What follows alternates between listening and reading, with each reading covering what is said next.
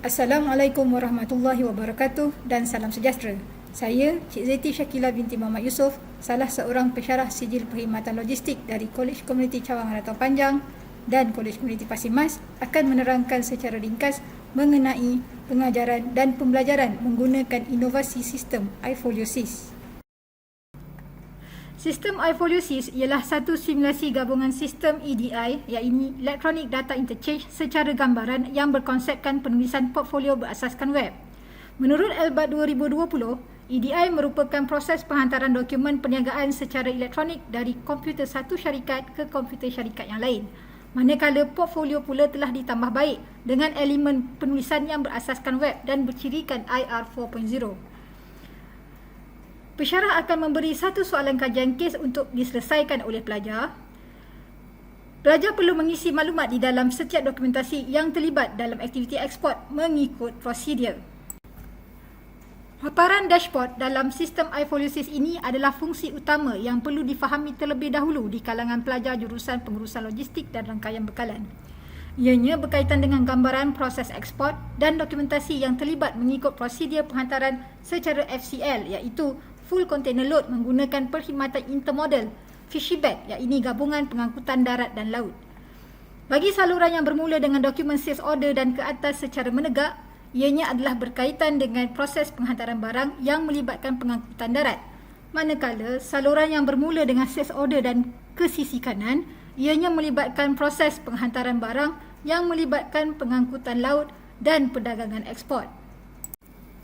4 komponen seperti sales order, delivery order, invoice dan packing list kebiasaannya adalah dari senarai dokumen yang termasuk dalam kategori ERP, iaitu Electronic Resource Planning, dan kebiasaannya meliputi butiran berkaitan pembekal dan pelanggan dari pihak pengeksport atau pengilang. Item yang lain seperti liner, booking order, container booking order, haulier booking order, draft bill of lading, custom form K2 dan lain-lain adalah merupakan dokumen yang dikeluarkan melalui 3PL, iaitu third party logistik. Contoh pihak shipping liner, freight forwarder, syarikat haulier atau truk pengangkut dan ejen sah yang dilantik oleh pihak custom. Proses pengajaran dan pembelajaran, iaitu PDP secara atas talian melalui Google Meet telah dibuat bersama pelajar bagi melengkapkan setiap item yang ada di dalam dashboard. Pelajar akan merasai pengalaman sebagai pengeksport dengan memasukkan info ke dalam dokumen sales order, invoice serta packing list. Hanya invoice dan packing list akan dihantar kepada freight forwarder yang menguruskan pergerakan kargo dari premis atau gudang pengeksport ke pelabuhan berlepas. Pada masa yang sama, pelajar iaitu sebagai pengeksport atau freight forwarder akan membuat tempahan ruang kosong di dalam kapal melalui shipping liner dengan mengisi liner booking order. Pihak shipping liner akan membuat pengesahan tempahan ruang kosong di dalam kapal melalui dokumen liner booking confirmation kepada pengeksport. Shipment instruction akan dibuat oleh pelajar iaitu pengeksport atau freight forwarder sebagai makluman kepada shipping liner mengenai pihak third party logistik yang menguruskan penerimaan barang import di pelabuhan destinasi. Pelajar juga akan merasai pengalaman sebagai pihak shipping liner yang mengeluarkan draft bill of lading bagi pihak pengeksport atau freight forwarder mengisi butiran mengenai kontena yang akan membawa barangan untuk dieksport.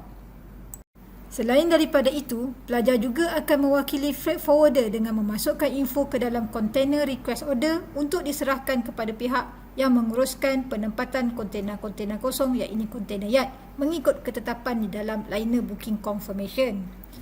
Pelajar juga akan mengeluarkan haulier booking order bagi tempahan truk pengangkut yang akan mengangkut kontena kosong dari kontena yard ke premis atau gudang pengeksport dan kontena yang berisi barangan dari premis atau gudang ke pelabuhan berlepas. Dari satu sudut yang lain, pelajar akan merasai pengalaman menjadi ejen custom yang dilantik oleh freight forwarder dengan mengisi info di dalam ruangan custom form iaitu K2.